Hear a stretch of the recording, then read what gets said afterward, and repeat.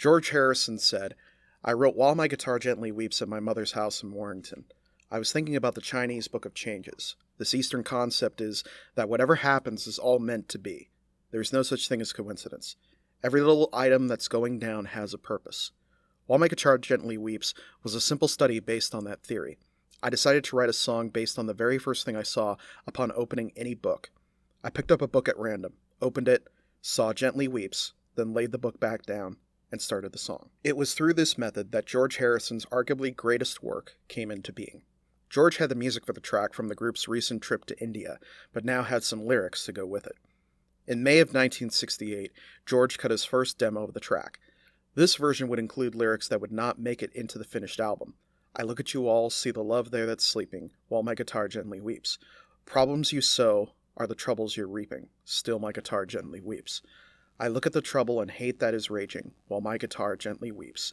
As I'm sitting here, doing nothing but aging, still my guitar gently weeps." Another demo George would create would eventually find its way onto the Anthology 3 release, and with added strings for the Love soundtrack. The lyrics across all versions reflect the disillusionment George was feeling at the time.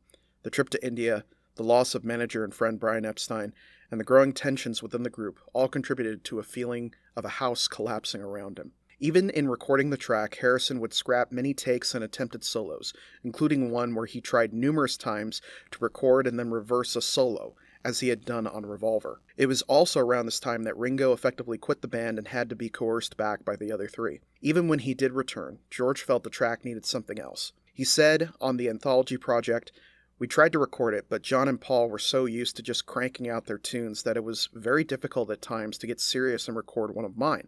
It wasn't happening. They weren't taking it seriously, and I don't think they were even all playing on it. And so I went home that night thinking, well, that's a shame because I knew the song was pretty good." The next day I was driving into London with Eric Clapton and I said, "What are you doing today? Why don't you come to the studio and play on this song for me?" He said, "Oh no, I can't do that. Nobody ever plays on a Beatles record, and the others wouldn't like it."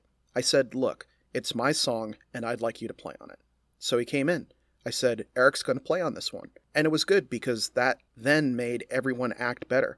Paul got on the piano and played a nice intro, and they all took it more seriously. Harrison and Clapton would perform the track live numerous times, including at the concert at Bangladesh and on the Live in Tokyo album. It was one of the few Beatle tracks that George was more than happy to perform live in his solo career. In 2005, when Cirque du Soleil began work on The Love Show, director Dominique Champagne wanted to use the demo version for the song.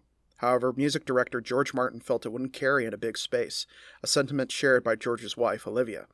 The idea was then pitched that a string session could be added to the track to flesh it out. With the blessing of Olivia and son Danny Harrison, the session went ahead with George Martin composing and conducting.